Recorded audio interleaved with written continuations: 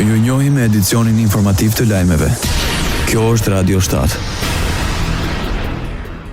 Presidenti Amerikan Donald Trump tha se SBA ka pranuar një armpushim 2 javor me Iranin të ndërmjetësuar nga Pakistani. Ky vendim pritet t'u jap kohë palëve të negociojnë një marrëveshje paqe. Trump tha se ka marrë nga Teherani një propozim me 10 pika dhe se konsideron atë një bazë të mirë për negociata. Sipas tij, marrëveshja varet nga lejimi i lëvizjes së lirë të anijeve në ngushticën e Ormuzit, një rrugë shumë e rëndësishme për transportin e naftës dhe gazit.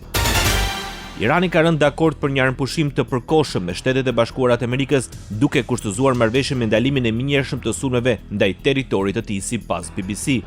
Lajmi u bë i ditur nga ministri i jashtëm iranian Abbas Arki, i cili deklaroi se për një periudhë 2 javore do të garantohet kalimi i sigurt në ngushticën e Ormuzit. Sipas tij, kjo mas synon të ulë tensionet në një nga pikat më të ndjeshme të tregtisë globale të energjisë, përmes së cilës kalon një pjesë e konsiderueshme e naftës botërore. Kryeministri i Pakistanit, Shehbaz Sharif, i cili ka ndërmjetësuar bisedimet mes palëve, konfirmoi se armpushimi ka hyrë në fuqi menjëherë.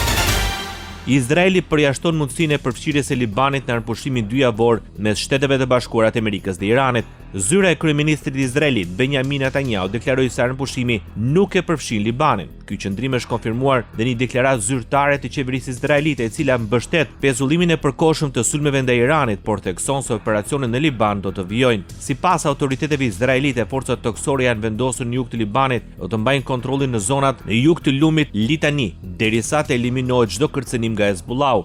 Në deklaratën e tij, Izraeli theksoi se mbështet vendimin e presidentit Donald Trump për një armpushim të përkohshëm me Iranin, me kusht që Teherani të hapë minjër ngushticën e Ormuzit dhe të ndalojë të gjitha sulmet ndaj Shteteve të Bashkuara të Amerikës, Izraelit dhe vendeve të tjera në rajon. Mayorët e Iranit dhe kryeministri i Pakistanit, Shehbaz Sharif, deklaruan se marrëveshja përfshin dhe Libanin.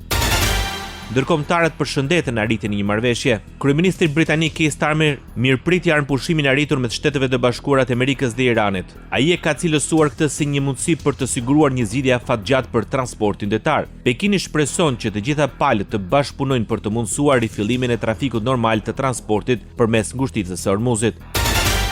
Çmimet globale të naftës ka rënë ndjeshëm pasi presidenti amerikan Donald Trump shpalli një armpushim të kushtëzuar 2 javor. Nafta Brent ka rënë me 5.8% në $103.42 për fuqin, ndërsa nafta e tregtuar në SBA ka psuar një rënje prej gati 8.5%, duke zbritur në $103.25. Megjithatë, çmimet mbeten ende shumë të larta krahasuar me periudhën përpara nisjes së konfliktit më 28 shkurt. Ryanair po përgatitet të zvoglojë rrjetin e saj europian të fluturimeve në vitin 2026 me shkurtimet e itinerareve që prekin disa vende, duke përfshirë Spanjën, Portugalinë, Gjermaninë, Francën dhe Belgjikën.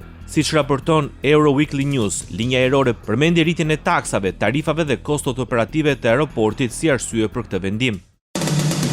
Ndoqët lajmet shkurt në Radio 7, zëri pozitiv i qytetit.